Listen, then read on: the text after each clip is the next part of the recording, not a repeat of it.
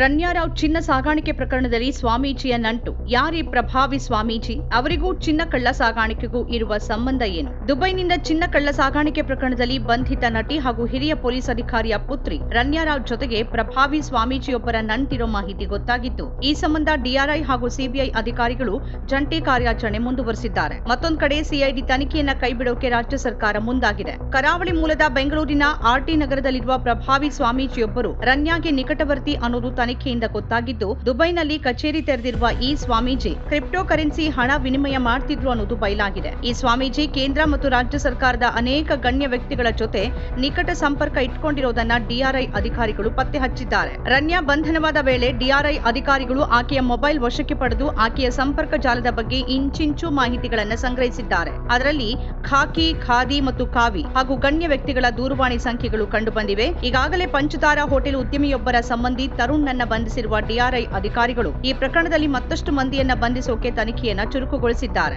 ನಟಿ ರನ್ಯಾರಾವ್, ತರುಣ್ ರಾಜ್ ಮತ್ತು ಪ್ರಭಾವಿ ಸ್ವಾಮೀಜಿ ಮೂವರ ಗುಂಪು ಚಿನ್ನ ಕಳ್ಳ ಸಾಗಾಣಿಕೆಯಲ್ಲಿ ಶಾಮೀಲಾಗಿದೆ ಅಂತ ತನಿಖೆಯಲ್ಲಿ ತಿಳಿದು ಬಂದಿದೆ. ಸ್ವಾಮೀಜಿ ದುಬೈನಲ್ಲಿ ಆಫೀಸ್ ತೆರೆದು ಸ್ವಾಮೀಜಿ ಕ್ರಿಪ್ಟೋ ಕರೆನ್ಸಿ ಹಣ ವಿನಿಮಯ ವ್ಯವಹಾರ ಮಾಡ್ತಿದ್ರು. ಸ್ವಾಮೀಜಿ ಹಲವು ಪ್ರಭಾವಿ ರಾಜಕೀಯ ನಾಯಕರ ಜೊತೆ ನಿಕಟ ಸಂಪರ್ಕ ಹೊಂದಿದ್ದಾರೆ ಅಂತ ತನಿಖೆ ವೇಳೆ ತಿಳಿದು ಬಂದಿದೆ. ಬೆಂಗಳೂರಿನಲ್ಲಿನ ಸ್ವಾಮೀಜಿ ಮನೆ ಮೇಲೆ ಡಿಆರ್ಐ ಅಧಿಕಾರಿಗಳು ದಾಳಿ ನಡೆಸಿದಾಗ ಅಪಾರ ಪ್ರಮಾಣದ ಚಿನ್ನ ಪತ್ತೆಯಾಗಿತ್ತು. ಸ್ವಾಮೀಜಿ 2 ವರ್ಷಗಳ ಹಿಂದೆ ದುಬೈಗೆ ಹೋದವರು ಅಲ್ಲೇ ನೆಲೆಸಿ ಅಲ್ಲಿ ಕಚೇರಿಯನ್ನ ಪ್ರಾರಂಭಿಸಿದ್ರು. ಅವರೇ ರನ್ಯಾರಾವನ್ನ ಪ್ರಭಾವಿ ರಾಜಕಾರಣಿಗಳಿಗೆ ಪರಿಚಯಿಸಿದ್ರು. ಸ್ವಾಮೀಜಿನೇ ದುಬೈನಲ್ಲಿ ಕೂತು ರನ್ಯಾರಾವ್ ಹಾಗೂ ತರುಣ್ ಮೂಲಕ ಈ ಚಿನ್ನದ ಸಾಗಾಣಿಕೆ ವ್ಯವಹಾರವನ್ನ ನಡೆಸ್ತಾ ಇದ್ರು. ಸ್ವಾಮೀಜಿಯೇ ಚಿನ್ನದ ಬಿಸ್ಕೆಟ್ಗಳನ್ನ ಮಧ್ಯವರ್ತಿಗಳ ಮೂಲಕ ತಲುಪಿಸುತ್ತಿದ್ರು ಅನ್ನೋದು ಡಿಆರ್ಐ ಅಧಿಕಾರಿಗಳಿಗೆ ತನಿಖೆಯಲ್ಲಿ ತಿಳಿದು ಬಂದಿದೆ ಅಂತ ಹೇಳಲಾಗಿದೆ. ಶಿಷ್ಟಾಚಾರ ಉಲ್ಲಂಘನೆಯ ಕುರಿತು ರಾಜ್ಯ ಸರ್ಕಾರ ಹಿರಿಯ ಐಎಎಸ್ ಅಧಿಕಾರಿ ಗೌರವ್ ಗುಪ್ತಾ ಅವರ ನೇತೃತ್ವದಲ್ಲಿ ವಿಚಾರಣೆಗೆ ಆದೇಶಿಸಿತ್ತು. ರನ್ಯಾರಾವ್ ಪ್ರಕರಣದಲ್ಲಿ ಪೊಲೀಸ್ ಸಿಬ್ಬಂದಿಯಿಂದ ಲೋಪಗಳು ಆಗಿರುವ ಬಗ್ಗೆ ತನಿಖೆಗಾಗಿ ಸಿಐಡಿ ವಿಚಾರಣೆಗೂ ಆದೇಶಿಸಲಾಗಿತ್ತು. ಆದರೆ ಒಂದೇ ಪ್ರಕರಣದಲ್ಲಿ 2 ತನಿಖೆಗಳು ಸೂಕ್ತ ಅಲ್ಲ ಅನ್ನೋ ಕಾರಣಕ್ಕಾಗಿ ಈಗ ಸಿಐಡಿ ವಿಚಾರಣೆಯನ್ನ ಸರ್ಕಾರ ಹಿಂಪಡೆಯೋಕೆ ಮುಂದಾಗಿದೆ.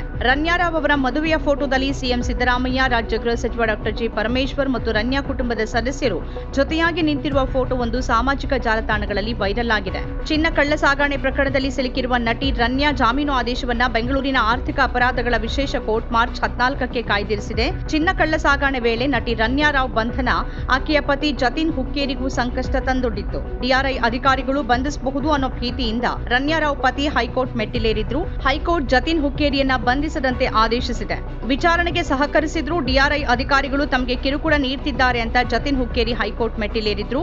ಮಾರ್ಚ್ 3ರಂದು ರನ್ಯಾ ಬಂಧನದ ಬಗ್ಗೆನೂ ತಮಗೆ ತಿಳಿಸದೆ ಮನೆ ಮೇಲೆ ದಾಳಿ ಮಾಡಿ ಶೋಧನೆ ನಡೆಸಿದ್ದಾರೆ. ಮನೆಯಲ್ಲಿ ಮಧ್ಯರಾತ್ರಿ 12 ಗಂಟೆವರೆಗೂ ವಿಚಾರಣೆ ನಡೆಸಿದ್ದಲ್ಲದೆ ಮರುದಿನವೂ ತನಿಖೆ ಮುಂದುವರೆಸಿ 15 ಗಂಟೆ ವಿಚಾರಣೆ ನಡೆಸಿದ್ದಾರೆ. ಡಿಆರ್ಐ ಕಚೇರಿಗೆ ಕರೆಸಿಕೊಂಡು ರಾತ್ರಿವರೆಗೂ ತನಿಖೆ ಮುಂದುವರೆಸಿದ್ರು. ಮಾರ್ಚ್ 6ರಂದು ಕರೆಸಿಕೊಂಡು ತನಿಖೆ ನಡೆಸಿದ್ರು. ಮಾರ್ಚ್ 9ರಂದು ಪೋಷಕರ ಕೋರಮಂಗಲದ ನಿವಾಸದಿಂದ ನನ್ನನ್ನ ಕರೆತಂದು ಬೆಳಗಿನ ಜಾವದವರೆಗೂ ವಿಚಾರಣೆ ನಡೆಸಿ ಕಿರುಕುಳ ನೀಡಿದ್ದಾರೆ ಅಂತ ಜತಿನ್ ಹುಕ್ಕೇರಿ ಅರ್ಜಿ ಸಲ್ಲಿಸಿದ್ರು.